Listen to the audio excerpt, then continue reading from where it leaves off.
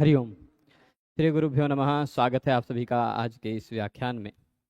अष्टाध्यायी की व्याख्यान माला नवरात्र के कारण, छात्र संख्या की कमी के कारण अवरुद्ध हो गई थी। आज भी मंदिर में कुछ कार्यक्रम, यज्ञोपवीत इत्यादि वाला है, इसके चलते अधिकांश बच्चे नहीं आए हैं। कुल मिलाकर 4, 4, 8, 1, 9 लोग यहाँ बैठे हैं ना। तो जिस कारण व्याख्यान माला रोकी गई थी वह कारण अभी भी विद्यमान है, पर आज कुछ नया विषय न पढ़ते हुए पुराने विषय को ही पुनरावृत्त कर लिया जाएगा, जिससे संक्षिप्त में और कुछ बातें आप लोगों से परामर्श ली जाएंगी। जैसे जो भी लोग लाइव जुड़ते हैं व्याख्यान माला में, उनसे कुछ बातें मैं अपने बुद्धि के प्रश्नगत कुछ परामर्श की दृष्टि से बोलूँगा। आप लोगों को जो उचित लगेगा उस विषय में परामर्श दीजिएगा।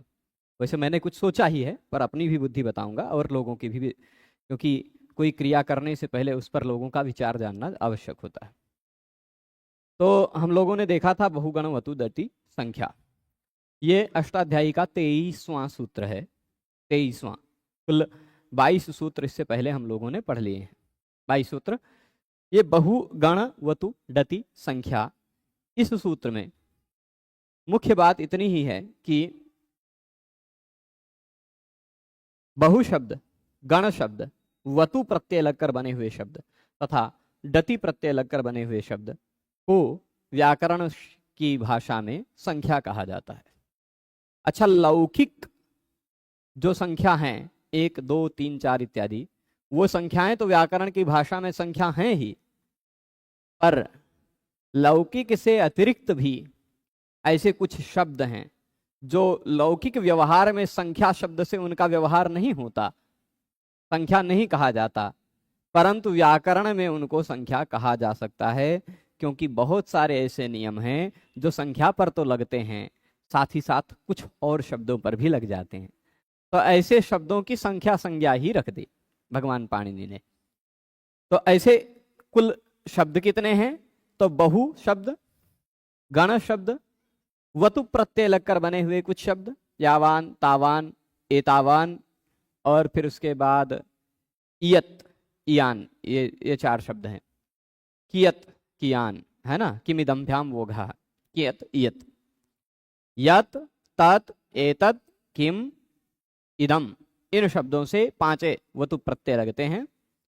तो यावान, तावान, एतावान, इयत, कियत, अथवा स्त्रीलिंग नपुंसकलिंग में भी इनके शब्द बनेंगे। ये वतु प्रत्यय लगकर बने हुए शब्द हैं। तथा डति प्रत्यय लगकर बना हुआ केवल एकमात्र शब्द कति भी संख्या कहा जाता है। ठीक है। तो अब ये जो बहु, गण, वतु, डति हैं, इन चारों को कहा जाएगा संख्या। संख्या कहने से क्या लाभ है? पूरे व्याकरण में बहुत सारे जगह पर संख्यायाः विधार्थे धा, संख्यायाः अतिशदंतायाः कन इत्यादि सूत्रों में संख्या शब्द का ग्रहण किया गया है। ठीक है। कई सूत्र हैं जहां पर संख्या शब्द का ग्रहण किया गया है। वहां संख्या शब्द से बहु का भी ग्रहण होगा, गण का भी ग्रहण होगा, वतु का भी ग्रहण होगा, डति प्रत्यय, वतु प्रत्यय लगकर बने हुए शब्दों का भी और डति प्रत्यय लगकर बने हुए शब्दों का भी ग्रहण होगा। ठीक है। तो जैसे संख्यायाः क्रियाभ्यावृत्ति गणने कृत्वसुच, इस सूत्र से यदि किसी संख्या सूचक शब्द पर वतु प्रत्यय लग रहा है, कौन सा प्रत्यय लग रहा है? नहीं, संख्यायाः क्रियाभ्यावृत्ति गणने कृत्वसुच, इस सूत्र से कृत्वसुच प्रत्यय लग जाएगा। तो बन जाएगा क्या? बहुकृत्वः, बहुकृत्वः। गण शब्द से भी कृत्वसुच लगेगा, गणकृत्वः। यावत् कृत्वः, तावत् कृत्वः, एतावत् कृत्वः, इयत् कृत्वः, कियत् कृत्वः इत्यादि शब्द है ना। पंच कृत्वः, षट कृत्वः, संख्या सूचक शब्द भी संख्या हैं। संख्या के अतिरिक्त इतने शब्द भी संख्या हैं। ठीक है। फिर इसके बाद धा प्रत्यय लगता है संख्यायाः विधार्थे धा। तो बहुधा, गणधा, यावद्धा, तावद्धा, एतावद्धा, इयद्धा, कियद्धा, और फिर उसके बाद डति, कतिधा, कति, डति प्रत्यय लगकर बना हुआ शब्द कति है। तो ये धा प्रत्यय लग जाता है संख्यायाः विधार्थे धा। अच्छा, संख्या सूचक शब्द पंचधा, षोढ़ा, सप्तधा, अष्टधा इत्यादि भी बनता है, पंच शब्द। फिर इसके बाद हाँ, ये हो जाएगा। धा के बाद कन प्रत्यय भी बताया था, संख्यायाः अतिशदंतायाः कन। ऐसी संख्या सूचक शब्द हो जिसके अंत में ती और शत न दिखाई पड़ते हो, ऐसे संख्या सूचक शब्दों से कन प्रत्यय लगता है। तो जैसे बहुकः, गणकः, फिर पंचकम, षटकम, ऐसे इत्यादि क प्रत्यय लगता है। तो ये कन प्रत्यय, बहुक, गणक, और फिर इसी तरह सस प्रत्यय लगने के लिए भी है संख्या सूचक शब्दों से। तो बहुसः, गणसः, तावत्सः इत्यादि शब्द बनेंगे। फिर इसी तरह संख्या शब्द के, संख्या संज्ञा के इतने सारे फल संक्षेप में दिखाई गए। अच्छा, बहु और गण ये दो शब्द अनेक अर्थ में है। बहु शब्द का दो अर्थ है, समझिएगा। बहु शब्द का दो अर्थ है। एक शब्द क्या है, बहु शब्द का अर्थ होता है विपुल, बहुत ज्यादा। और बहु शब्द का अर्थ होता है, मतलब सामान्य रूप से हम कह सकते हैं नदी में बहुत जल है, वो भी बहु है ना। और हम दूसरे तरह से कह सकते हैं कि यहाँ बहुत छात्र हैं, तो भी बहुत है। तो इस बहुत वाले बहु का गणना संभव है, पर नदी में बहुत जल है, यहाँ जल की विपुलता का गणना संभव नहीं है। कितना बूंद जल है या कितनी लहरें हैं, ये कुछ नहीं, गणना संभव नहीं। तो जहां विपुल अर्थ हो, जहां गणना संभव ना हो, ऐसे अर्थ वाले बहु की संख्या संज्ञा नहीं होती। जहां गणना संभव हो, बहु छात्राः सन्ति, यहां बहु शब्द की संख्या संज्ञा हो सकती है। जैसे बहु कह देने से इस समय यहाँ अब 5, 5, 10, 11 हो गए हैं, है ना। 9 से 2 और बढ़ गए, तो 9, 2, 11 हो गए। तो यहाँ जो 11 दिखाई पड़ रहे हैं, ये भी बहु है, गणना संभव है। तो जो जिनके गणना संभव है, ऐसे अर्थ में जो बहु शब्द है, उस बहु शब्द की संख्या संज्ञा होती है, ठीक। पर जो विपुल अर्थ में है, विपुलता अर्थ में, उसकी गणना, जहां गणना संभव नहीं है, उसकी संख्या संज्ञा नहीं होगी। स्पष्ट है। फिर इसके बाद और बताया था कि गण शब्द भी, गण शब्द की भी दो अर्थ होते हैं।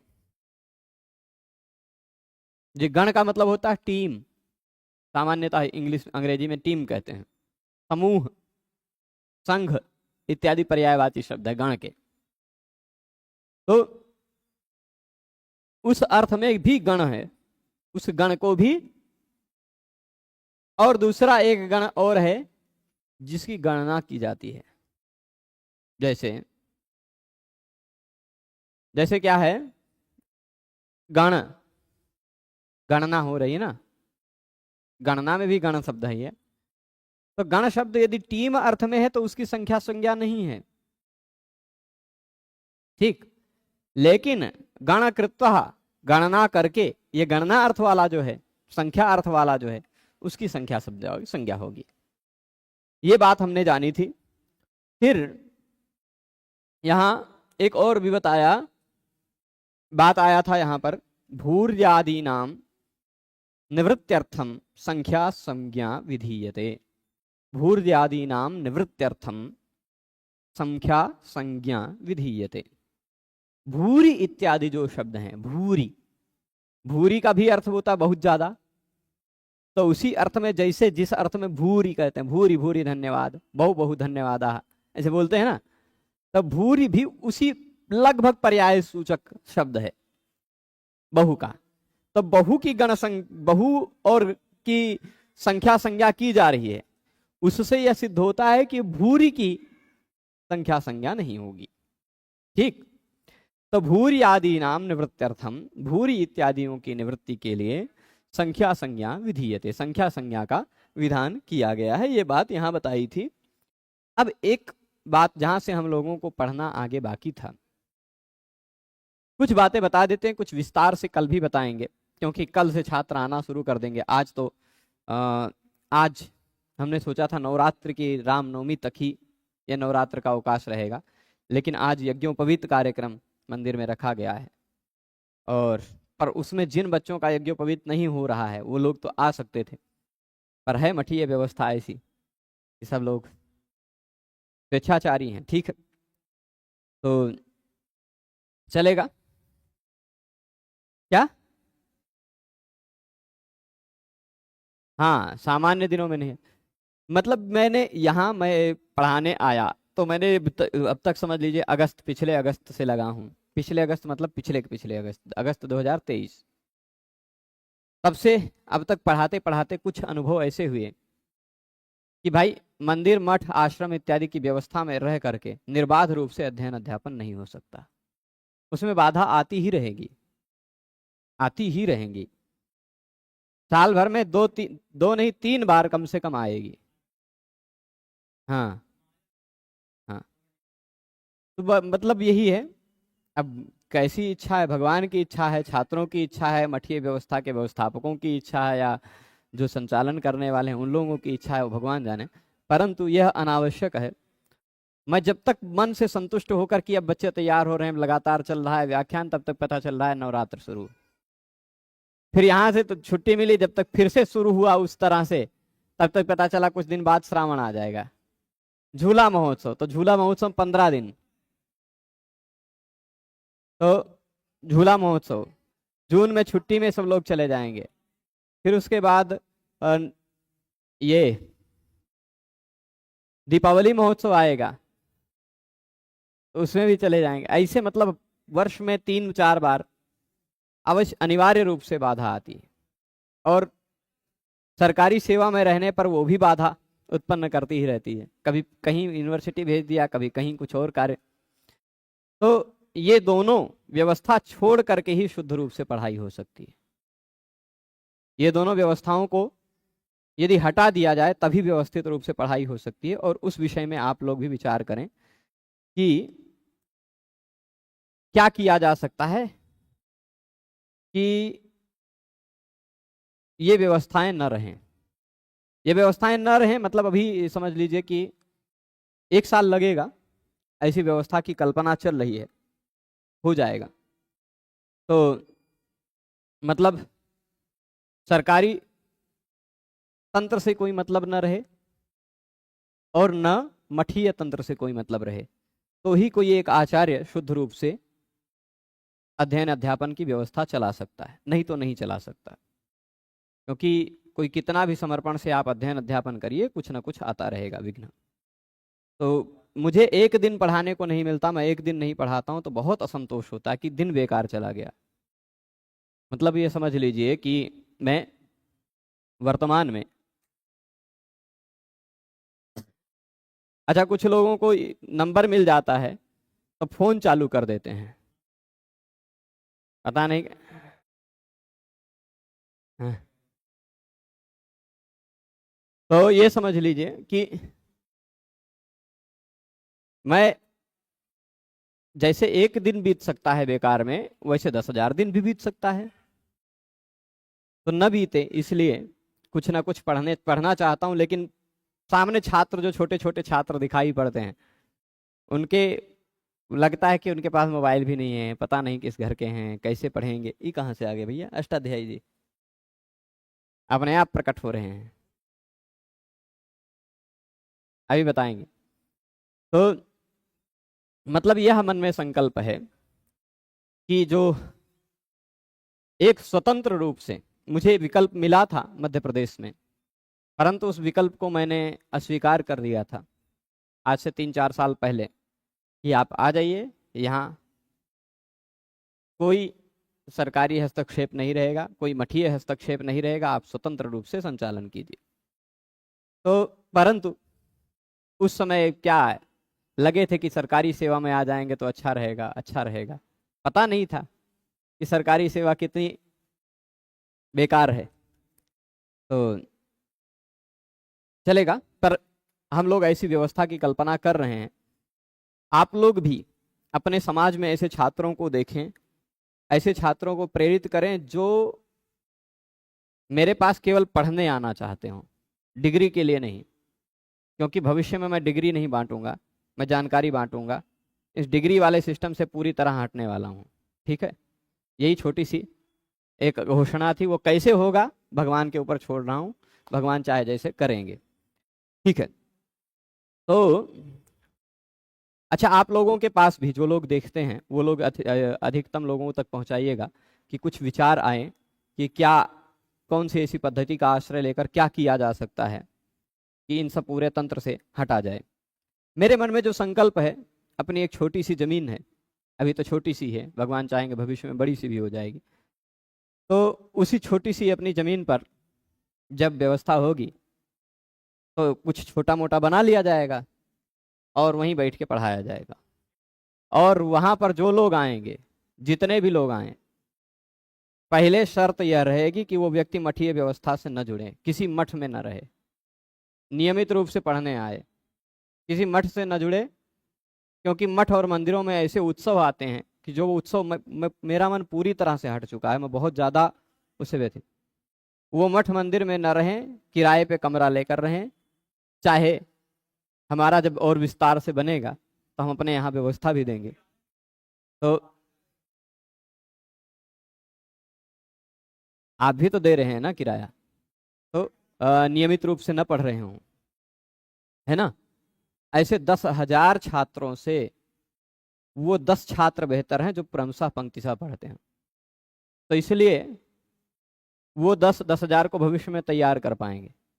तो मुझे संख्या बल नहीं चाहिए, मुझे ऐसे 5 या 10 मिलेंगे तो भी मैं पढ़ाऊंगा, लेकिन वो नियमित रूप से रहें। पर अभी थोड़ा सा, अभी आर्थिक स्थिति सुधर जाने दीजिए, जब घर में एक और सेवा आ जाएगी, सरकारी सेवा, तब हमारी देखी जाएगी। एक सरकारी सेवा चले तो हम छोड़ करके कुछ समाज सेवा कर पाए, है ना। तो पर चलिए कुछ पढ़ा जाए, जब सामने छात्र आएंगे तो संक्षिप्त में फिर से रिवीज कर देंगे, है ना। तो ये एक विषय था, अर्धपूर्व पदश्च पूर्ण प्रत्ययांतः संख्या संज्ञो भवतीति वक्तव्यम। एक वार्तिक है, समास कन्विध्यर्थम, मतलब यह अर्धपूर्व पदश्च पूर्ण प्रत्ययांतः, अर्धपूर्व पद यानी जिसके पूर्व पद के रूप में अर्ध शब्द हो। ठीक है, पूर्व पद के रूप में क्या हो, अर्ध शब्द हो। अच्छा, जब समास होता है तो आप जानते हैं कि समास होने पर 2 शब्द मिलकर एक शब्द बन जाते हैं, है ना। जैसे उदाहरण देते हैं कि दशरथ एक अलग शब्द है और पुत्र एक अलग शब्द है। दशरथ का अर्थ आप जानते हैं और पुत्र का अर्थ आप जानते हैं।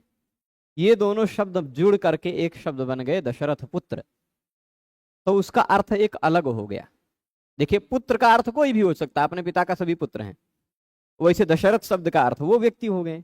जब ये दोनों शब्द जुड़ गए तो दशरथ के पुत्र यह अर्थ आ गया, एक नया अर्थ प्रकट हुआ। ये दोनों शब्दों के जुड़ने को कहा जाता है समास। क्या कहा जाता है, समास। 2 शब्द जुड़े, उन दोनों शब्दों के बीच की विभक्ति का लोप हो जाए, विभक्ति गायब हो जाए, वह समास होता है। तो समास में हमेशा 2 शब्द रहते हैं, कम से कम 2 शब्द रहेंगे तभी समास होगा।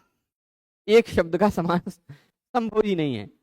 समास कम से कम 2 शब्दों की अपेक्षा रखता है, अनेक शब्दों का भी होता है। न्याय शास्त्र के ग्रंथों को पढ़ेंगे, यदि भविष्य में रुचि रही आप लोगों की, व्याकरण में थोड़ी बहुत गति हो गई, तो भविष्य में पंचलक्षणी इत्यादि से प्रारंभ करके और उच्च स्तरीय न्याय के ग्रंथ पढ़ेंगे, तो वहां आप टीकाओं में 2.5, 3 लाइन के एक शब्द पढ़ेंगे। ठीक है, तो वहां आपको पता चलेगा कि एक समास में कितने शब्द हैं। तो ऐसी भी है, ऐसे भी विषय हैं। तो परंतु न्यूनतम 2 शब्द रहते हैं। 2 शब्दों में पहले वाले शब्द को हम पूर्व पद कहते हैं बाद वाले शब्द को हम उत्तर पद कहते हैं। समझ रहे हैं ना? पहले वाले शब्द को हम क्या कहते हैं? पूर्व पद, और बाद वाले शब्द को हम कहते हैं उत्तर पद। तो यहां जो विषय उठ रहा है वो विषय ऐसा है कि अर्ध शब्द हो पूर्व में। क्या हो? अर्ध शब्द हो पूर्व में ऐसा, और पूर्ण प्रत्ययांत शब्द हो बाद में। दोनों शब्दों का निश्चय कर दिया है। एक तो अर्ध शब्द हो, पहला वाला शब्द कौन सा हो? अर्ध शब्द। दूसरा वाला शब्द कौन सा हो? पूर्ण प्रत्यय लगकर बना हुआ शब्द। अब आप कहेंगे ये पूर्ण प्रत्यय का है ना? आप पूछेंगे ना कि ये पूर्ण प्रत्यय क्या है, हम नहीं जानते हैं पूर्ण प्रत्यय को। तो ये पूर्ण प्रत्यय क्या है यह बताने का कष्ट करें, तो हम प्रयास करते हैं। देखिए, पूर्ण प्रत्यय के लिए आपको अष्टाध्यायी में एक प्रकरण निकालना पड़ेगा कि तस्य पूरणे डट, इस सूत्र से। सूत्र नंबर मैं बता देता हूं, तस्य पूरणे डट, इस सूत्र को 5-2-48, ठीक, 5-2-48 नंबर के सूत्र पर आप निकाल लेंगे, वहां से पूर्ण अर्थ के प्रत्यय निकलते हैं। अच्छा, पूर्ण का मतलब क्या होता है? पूर्ण का तात्पर्य ऐसे समझ लीजिए कि पूर्यते अनेन इति पूरणम, जिससे पूरित किया जाता है वह पूर्ण है। ठीक है, जिससे पूरित किया जाए वह क्या है? पूर्ण। तस्य पूरणे, तो पूरित किया जाता है, मतलब कैसे पूरित किया जाता है? तो मतलब गणना की पूर्णता हो जाए, गणना की पूर्णता हो जाए। यहां बैठे हुए हैं 9 लोग, मतलब अभी 11 थे, एक अभी गए 10। हम ऐसे कहें 1 2 3 4 5, ठीक, तो हम यहां कह सकते पंचमः। क्या कह दें? यदि इनको कह दे पंचमः, यानी यहीं पर हम गिनती पूरी कर रहे हैं। ये हो गया पूर्ण करना। ठीक है, ये क्या हो गया? पूर्ण करना।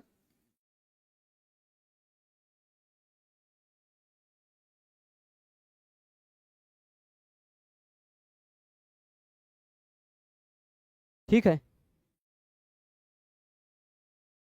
देखिए कुछ कह रहे हैं कि अब तक पता चला 40 क्लास, 40 नहीं 37वां क्लास है अभी। आप पीछे से बैक करके एक एक क्लास एक एक दिन में देख लें, आगे भी चलते रहें। एक दिन में 2 क्लास आप देखिए, हम जब तक 40 दिन में और आगे 40 पहुंचेंगे तब तक आप साथ साथ हो जाएंगे। तो ऐसे किया जा सकता है। और आप जो ये चाह रहे हैं कि त्रिदंडी देव संस्कृत महाविद्यालय में आकर के एडमिशन ले लें, आइए, स्वागत है। यदि भगवान ने हमें सुरक्षित रखा इस रहे धरती पर, इस अयोध्या की धरती पर, तो आपको यहीं मिलेंगे। तो तस्य पूरणे डट, यहां ये जो मैं बता रहा था कि पूर्ण अर्थ में डट प्रत्यय होता है। डट के बाद भी और कई प्रत्यय होते हैं, मतलब कहीं कहीं आगम होता है, तमट, विंशत्यादिभ्यस्तमडन्यतरस्याम, और मतलब उस पूरे प्रकरण में कई सूत्र हैं, आप देख लीजिएगा, मैंने पढ़ा है, मतवर्थीय पढ़ाते हुए भी पढ़ाया है। और वहां षट कति कतिपय चतुराम थुक, षट कति कतिपय चतुराम थुक, षष्ठः कतिथः कतिपयथः चतुर्थः, यहाँ था हो जाता है, थुक आगम होकर डट प्रत्यय होकर। और नान्ताद संख्यादेर मट, पंचमः सप्तमः अष्टमः नवमः दशमः, ये सब मह मह दिखाई पड़ रहे हैं। ये सारे जो संख्या, ये सब जो शब्द दिखाई पड़ रहे हैं, वो शब्दों को पूर्ण शब्द कहा जाता है। कौन सा शब्द कहा जाता है? पूर्ण शब्द। जैसे 5 कह दिया गया, पंच, तो पंच का मतलब 5 संख्या है, उस पंच शब्द में 5 लोग छिपे हुए हैं, 5, कम से कम 5 व्यक्ति रहेंगे तभी पंच कहा जाएगा, या जो वस्तु को कहा जाएगा वो 5 रहेगी कम से कम, तब यह अर्थ निकल कर आएगा। परंतु यदि हम कह दे पंचमः, तो पंचमः का मतलब वह किसी एक ही व्यक्ति का बोध कराएगा, है ना। जैसे उदाहरण कह दे देते हैं, दशरथ जी के 4 पुत्र हैं, है ना, दशरथ जी के 4 पुत्र हैं, और यदि हम कह दें दशरथ जी के 4th पुत्र, तो चतुर्थ का मतलब चारों नहीं, केवल शत्रुघ्न जी, है ना। तो चतुर्थ केवल एक पूर्ण संख्या, मतलब गिनती वहीं पर पूरी हो रही है। यदि तृतीय कह दिए तो कुछ कल्पों की घटना के अनुसार भरत जी, कुछ कल्पों की घटना के अनुसार लक्ष्मण जी। कुछ कल्पों में ऐसे अभिवर्णन मिलता है कि लक्ष्मण जी भरत जी से बड़े थे, ऐसा भी वर्णन मिलता है। तो तृतीय यदि कह दिया जाए तो तीसरा, संख्या गणना वहीं पर रोकनी है, मतलब भरत जी या लक्ष्मण जी पर, ठीक है। तो तृतीय चतुर्था में ये इतना अंतर समझ में आएगा, ठीक है। अब आगे क्या है, आगे की स्थिति क्या होगी देखिएगा। हाँ, कुछ प्रश्न है। हाँ, तो यहां कह रहे हैं कि अर्धपूर्व पदः च, अर्धपूर्व पदश्च, यानी पूर्व में स्थित जो शब्द है वह अर्ध शब्द होना चाहिए। पूर्व में स्थित शब्द कौन सा होना चाहिए, अर्ध शब्द, और पूर्ण प्रत्ययांत संख्या शब्द होना चाहिए, ठीक है।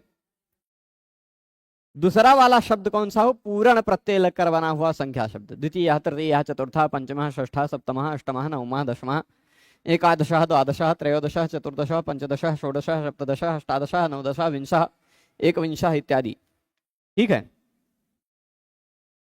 अब इसके बाद अच्छा, ये सभी शब्द जो हैं पूर्ण वाले, ये तीनों लिंग में रहते हैं, द्वितीयम, तृतीयम, चतुर्थम इत्यादि, द्वितीया, तृतीया, चतुर्थी, पंचमी, षष्ठी इत्यादि, ठीक है। अब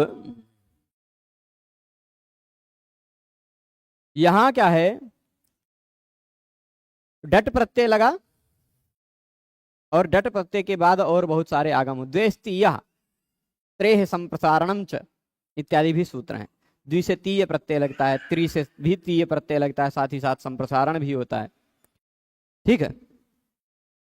तो अब ये पूर्ण संख्या शब्द समझ गए होंगे, और अर्ध शब्द भी समझ गए होंगे। अर्ध का तात्पर्य क्या होता जानते हैं, अर्ध, अर्ध का मतलब होता आधा, आधा मतलब 50%, 49 भी नहीं, 51 भी नहीं, एकदम समान अंश हो। किसी एक वस्तु के 2 विभाग कर दिए जाएं एकदम समान, तो उसमें एक विभाग को अर्ध कहा जाता है, ठीक है। यदि दोनों विभाग एकदम समान नहीं हैं तो अर्ध नहीं कहा जाएगा, ठीक है। एकदम समान होने पर ही अर्ध कहा जाता है। तो सम अंश का सूचक जो अर्ध शब्द है वह अर्ध शब्द पहले हो, तथा पूर्ण संख्या से, पूर्ण संख्या वाला प्रत्यय लगकर बना हुआ शब्द वह बाद में शब्द हो, तो वह क्या हो जाता है, संख्या संज्ञक हो जाता है, वो भी संख्या संज्ञक हो जाता है। यानी अभी तक तो केवल 1 2 3 4 5 यही सब संख्या थी, लेकिन अब पंचमः, षष्ठः ये सब भी संख्या संज्ञक हो जाएंगे यदि उनके पहले अर्ध शब्द जुड़ा हो, अर्ध पंचमः हो, अर्ध षष्ठा हो, ऐसा कुछ हो। तो अर्धम पंचमम येषाम इति बहुव्रीहौ अर्ध पंचमैः शूर्पैः कीर्ता, अर्धम पंचमम येषाम इति विग्रहे करते अर्ध पंचमैः शूर्पैः कीर्तः तद्धितार्थोत्तर पद समाहारे च इति समासः तत्र दिक् संख्ये संज्ञायाम अनुवृत्तेः ततः संख्या पूर्वस्य द्विगु संज्ञायाम शूर्पादन्यतरस्याम इति अहि ठश्च ठञ्च अरे बाप रे, कई चीजें हैं यहाँ। ठीक है, यहां जानने के लिए आपको कई सूत्रों को जानना पड़ेगा। शॉर्टकट में शॉर्टकट में बताते चलते पहले सभी सूत्रों को। तद्धितार्थोत्तर पद समाहारे च, ये अष्टाध्यायी में निकालेंगे आप, 2-1-51 नंबर के सूत्र मिलेगा। तत्पुरुष समास के अधिकरण में, अधिकार में यह सूत्र है। तत्पुरुष समास के अधिकार में 2-1-22 नंबर सूत्र पर, 2-1-22 नंबर सूत्र पर तत्पुरुषः दिखाई पड़ रहा होगा। वहां से उस तत्पुरुषः का अधिकार 2-2-21 या 22, 2-2-22 तक जाता है। तो अब पहले वाला जो तत्पुरुष शुरू हुआ 2-1-22 से 2-2-22 तक, कुल मिलाकर 75 के आसपास सूत्र हैं। उतने सूत्रों में तत्पुरुष समास का विषय बताया गया है। उन्हीं विषयों में कितने नंबर पर? 51 नंबर पर सूत्र है तद्धितार्थोत्तर पद समाहारे च। तद्धितार्थोत्तर पद समाहारे च का तात्पर्य होता है तद्धितार्थ में और एक शब्द उत्तर पद में हो तो, और समाहार अर्थ में दिशावाची शब्द, संख्यावाची शब्द समास को प्राप्त होते हैं। ठीक है, कोई दिशा सूचक शब्द हो, कोई संख्या सूचक शब्द हो। ठीक है, तो दिशा सूचक पूर्व, पश्चिम, दक्षिण, उत्तर इत्यादि शब्द हैं। संस्कृत में पूर्व, पर, उत्तर, दक्षिण ऐसे शब्द कहे जाते हैं। तो अष्टम में अर्ध शब्द कौन सा है? देखिए, अष्टम में अर्ध शब्द कोई नहीं है। अष्टम में अर्ध शब्द नहीं, अर्ध शब्द के साथ अष्टम शब्द का समास होगा और अष्टम में म पूरा रहेगा। श्रीमान जी ये ध्यान रखिएगा, म पूरा रहेगा, हलंत नहीं रहेगा। तो मैं बता रहा था कि तद्धितार्थोत्तर पद समाहारे च तत्पुरुष समास करने वाला एक सूत्र है। सामान्य रूप से क्या करने वाला सूत्र है? तत्पुरुष समास करने वाला सूत्र है, जो तद्धित के अर्थ में भी तत्समास करता है, तद्धितार्थ में भी समास करता है। ठीक है, तो समास हुआ किसका? दिक् संख्ये संज्ञायाम इत्यनुवृत्तते, इत्यनुवृत्ते है।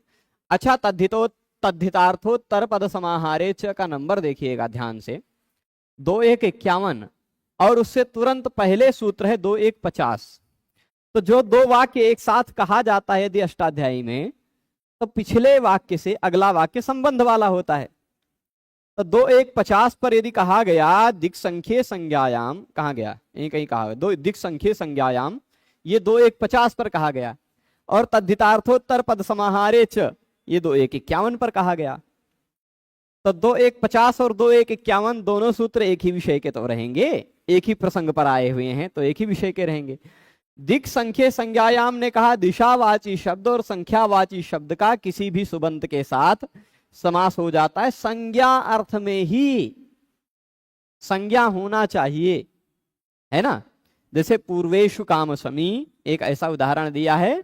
और सप्तर्षयः, सप्तर्षयः संख्या शब्द है सप्त और ऋषि के साथ उसका समास होगा, सप्तर्षि शब्द बनेगा, बहुवचन में प्रयोग होगा सप्तर्षयः। ये सप्तर्षयः एक संज्ञा है। किसकी संज्ञा है? आकाश में उत्तर दिशा में और पश्चिम दिशा, उत्तर और पश्चिम के कोण में अधिकांश या अन्य उसी के आसपास के क्षेत्र में 7 तारों का समूह दिखाई पड़ता है। उस 7 तारों के समूह का नाम है सप्तर्षयः। ठीक है, उस समूह का नाम है क्या? सप्तर्षयः। तो संज्ञा है। संज्ञा अर्थ में दिशावाची शब्द का और संख्यावाची शब्द का समास होता है। ये दिक् संख्ये संज्ञायाम ने कहा। और तद्धितार्थोत्तर पद समाहारे च ने कहा कि दिशावाची शब्द और संख्यावाची शब्द का तद्धितार्थ में भी समास होता है, उत्तर पद में भी समास होता है, समाहार अर्थ में भी समास होता है। ये तद्धितार्थोत्तर पद समाहारे च का तात्पर्य है। इसने कहा संज्ञा अर्थ में ही, इसने कहा तद्धितार्थ के विषय में भी, उत्तर पद के विषय में भी और समाहार अर्थ में भी। ठीक है, तो ये दोनों यहां पर क्या कह दिया, यहां तत्र दिक् संख्ये संज्ञायाम इति अनुवृत्ते है, दिक् संख्ये संज्ञायाम की अनुवृत्ति हो रही है इस तद्धितार्थोत्तर पद समाहारे च सूत्र में। तथा संख्या पूर्वस्य द्विगु संज्ञायाम, संख्या यदि पूर्व में है, पूर्व में क्या है संख्या, तो संख्या पूर्वो द्विगु, सूत्र है 2 1 52, उसी के तुरंत बाद, यानी दिक् संख्ये संज्ञायाम तद्धितार्थोत्तर पद समाहारे च संख्या पूर्वो द्विगु। ये तीनों सीरियल से सूत्र हैं, 50 51 52 अष्टाध्यायी यदि आपके पास हो तो वहां निकाल कर देख लेंगे। कितने नंबर पेज पर, 12 या 13 पर होगा, कितने पर है प्रभु हैं? दिक् संख्ये संज्ञायाम तद्धिता हैं? कितने पेज पे है? तद्धितार्थोत्तर पद समाहारे च संख्या पूर्वो द्विगु दिक् संख्ये संज्ञायाम 2 1 51 2 1 52। ये दाहिने साइड के पेज पे होगा, दाहिने साइड के पेज पे होगा गोपाल दत्त पांडे जी की अष्टाध्यायी में। कितने नंबर पेज पे है? हैं? सूत्र नंबर नहीं बोल रहा हूं, पेज नंबर पूछ रहा हूं। 12 13 के आसपास ही बोल रहा था मैं, वही पेज नंबर। तो पेज नंबर 13 पर है अष्टाध्यायी के पुस्तक में। तो वहां आपको ये सूत्र इस वह मतलब गोपाल दत्त पांडे जी वाली अष्टाध्यायी है तो वहां मिलेगा। यदि आपके पास ये काशिका वृत्ति वाली जो पुस्तक हमने बताई थी सुझाव में, उस पुस्तक में होगा तो वहां तो आपको और आगे मिलेगा सूत्र। मैं देख लेता हूं क्योंकि इसमें बहुत मोटी है। इसमें पेज नंबर द्वितीय अध्याय के प्रथम पाद का 52 नंबर सूत्र लगभग 250 के आसपास पेज पर मिलेगा। कितने नंबर पर? 255 255 256 255 और 256 पे मिलेगा। और यदि अन्य किसी प्रकाशन की है तो इस नंबर से भी निकाल सकते हैं। तो 3 सूत्र एक साथ के हैं, ठीक है, 3 सूत्र एक साथ के हैं। तीनों सूत्र क्या कहते हैं? संख्यावाची शब्द और दिशावाची शब्द का समास होता है, पहले सूत्र ने कहा संज्ञा अर्थ में। दूसरे सूत्र ने कहा कि अच्छा इसमें क्या रहेगा, पहला शब्द होगा दिशावाची शब्द या संख्यावाची शब्द, दूसरा कोई भी शब्द चलेगा। पूर्वेशु काम समी सुप्त में पहला शब्द है पूर्वा और सप्तर्षय में पहला शब्द है सप्त, दिशावाची शब्द रहेगा या संख्यावाची शब्द रहेगा। ये दोनों शब्दों का तद्धितार्थ में भी, उत्तर पद में भी, समाहार में भी समास हो सकता है, दूसरे ने कहा। अच्छा इसमें जो दोनों सूत्रों से जो समास होगा वो दोनों समास में यदि पहला शब्द संख्या सूचक है तो उसकी द्विगु संज्ञा होती है। उस समास को हम लोग द्विगु समास कहते हैं। कौन सा समास कहते हैं? द्विगु समास। अच्छा ये द्विगु समास तत्पुरुष समास से अलग कोई समास नहीं है, ठीक है, तत्पुरुष समास का ही एक प्रकार है द्विगु समास। पाणिनीय व्याकरण के हिसाब से देखा जाए, मैं हिंदी व्याकरण या अन्य भाषाओं के व्याकरण की चर्चा नहीं कर रहा, पाणिनीय व्याकरण की दृष्टि से देखा जाए तो तत्पुरुष समास सबसे बड़ा समास है। दूसरे अध्याय के पहले पाद में कुल कितने सूत्र हैं, कोई बताएगा? कितने सूत्र हैं? 75 के आसपास हैं, 72, कितने हैं? 72 है ना? हाँ, तो 72 सूत्र कुल मिलाकर के तत्पुरुष समास के हैं। पाणिनी व्याकरण में समास का प्रतिपादन करने वाले 108 सूत्र हैं, कुल 108। उन 108 सूत्रों में 72 तो केवल तत्पुरुष के हैं, ठीक है, बाकी एक केवल समास का है, कुछ 5-6 बहुव्रीहि के हैं, 5-6 वही द्वंद्व के, एक ही सूत्र प्रतिपादक है लेकिन और उसके विषय के हैं। और फिर उसके बाद अव्ययी भाव के लिए भी लगभग 16-17 सूत्र हैं। तो ऐसे सबसे बड़ा समास तत्पुरुष है। तत्पुरुष समास के अंतर्गत ही आता है कर्मधारय समास और कर्मधारय समास के अंतर्गत आता है द्विगु समास। ठीक है। तत्पुरुष समास, तत्पुरुष के अंतर्गत कर्मधारय, कर्मधारय के अंतर्गत द्विगु। ऐसा द्विगु की इतनी ही औकात है, मतलब कोई बहुत विशेष स्वतंत्र समास नहीं है, ये तत्पुरुष के प्रकार का प्रकार है। ठीक है। तो अब इसके बाद अष्टाध्यायी ही पढ़ रहे हैं प्रभु। तो अब इसमें देखिएगा, ये बता रहा था मैं कि यहां द्विगु संज्ञा होगी, संख्या पूर्व में जिसके रहेगा उसको कहा जाएगा द्विगु। इन दोनों सूत्रों से समास हुआ हो, किन दोनों सूत्रों से? दिक् संख्ये संज्ञायाम से हुआ हो, चाहे तद्धितार्थोत्तर पद समाहारे च सूत्र से हुआ हो। इन दोनों सूत्रों में से किसी भी सूत्र से समास हुआ हो, यदि उस समास से सिद्ध शब्द का पहला शब्द यानी शुरुआत संख्या से हो रहा है, तो उस शब्द को हम द्विगु समास से युक्त कहेंगे। जैसे सप्तर्षया को कहेंगे द्विगु समास है। ठीक है। तो ऐसे ही पंचगवम द्विगु समास है। ठीक है। तो जहां भी संख्या से प्रारंभ हो रहा है, इन दोनों में से किसी सूत्र से समास हुआ है तो द्विगु कहा जाएगा। अब कहेंगे कि द्विगु समास हो गई, द्विगु संज्ञा हो गई, तो शूर्पादयन्यतरस्याम इत्यत्र इत्ययि शूर्पादय अन्यतरस्याम, ये सूत्र भी हम लोगों को समझना पड़ेगा। थोड़ा सा बढ़ाते हैं। ये शूर्पादय अन्यतरस्याम यहां पर टच करेंगे ना तो आएगा, ए प्रभु आओ भैया, हमने ऐसी व्यवस्था कर रखी है कि आएंगे, जरूर आ जाएंगे। शूर्पादय अन्यतरस्याम वही सूत्र खुलेगा।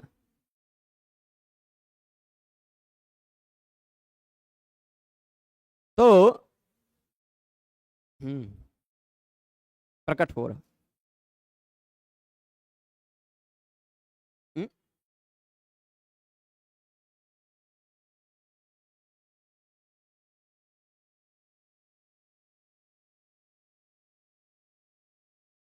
100% होकर के भी रुका हुआ है, कोई दिक्कत नहीं।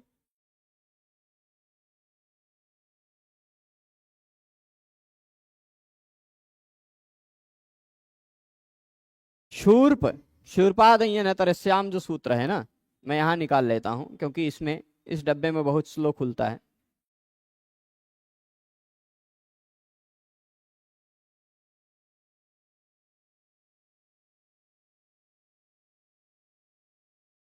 हाँ,